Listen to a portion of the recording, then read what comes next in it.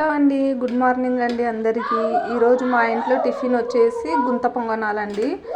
అదిగో ఇలా పెన్నంలో first oil పోసుకోవాలి. అది కొంచెం హీట్ అయిన తర్వాత పిండిని అన్నిట్లో ఇలా కొంచెం కొంచెం పోసుకోవాలండి.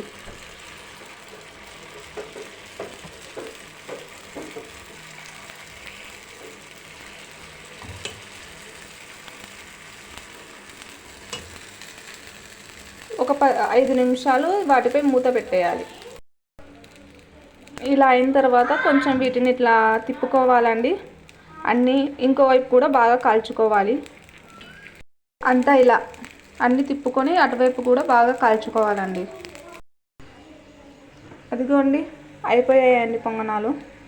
ఇలా వాటిని అన్నిటినీ ఒక బౌల్లోకి తీసుకోవాలండి. టేస్టీ టేస్టీ పొంగనాలు రెడీ. ఓకే.